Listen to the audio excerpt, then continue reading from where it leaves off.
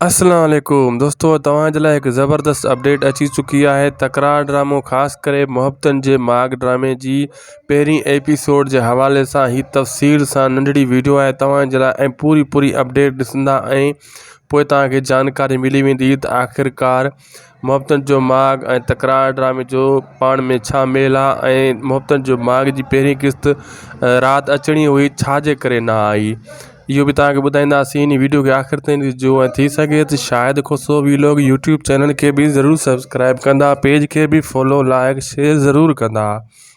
दोस्तों, मां तव्हांखे कल्ह ॿुधायो नई अपडेट, तव्हां थी सघे तो यूट्यूब ते उहा मुंहिंजी वीडियो ॾिठी हूंदी, पेज ते मां उहा वीडियो अपलोड न करे सघियो हुउमि नेटवर्क जे करे।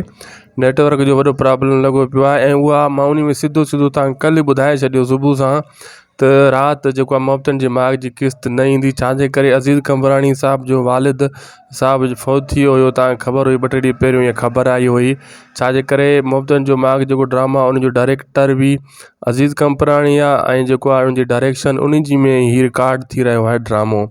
इन जे करे रिकॉर्डिंग रुकिजी वई हुई ऐं मां कल्ह सुबुह सां ई पहिरियों ई जो आहे ख़बर ॾेई छॾी सभिनी खे त बाबा राति मुश्किल अचे मुहब्बतनि जो माॻ जी क़िस्त नए हफ़्ते में ईंदी, यानी अॻे सूमर खां वरी स्टार्ट थींदी ऐं मक़तल ड्रामे जी बि क़िस्त छंछरु ऐं आचर ते पहिरीं क़िस्त स्टार्ट थींदियूं, 2 क़िस्तां उन जूं तॾहिं ईंदियूं। इहे कल्ह मूं ख़बर हलाए छॾी हुई। थी सघे थो फेसबुक जा दोस्त जेका आहिनि मुंहिंजे पेज ते उन्हनि खे इहा ख़बर न ॿुधी हूंदी, मां पेज ते वीडियो अपलोड न करे सघियो हुउसि।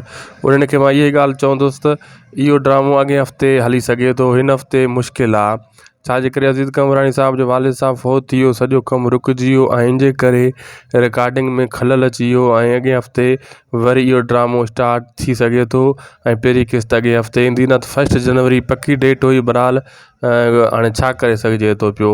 वीडियो आख़िर हेसि ताईं ॾिठी अथव त सब्सक्राइब ज़रूरु कंदा। ख़ुदा हाफ़िज़।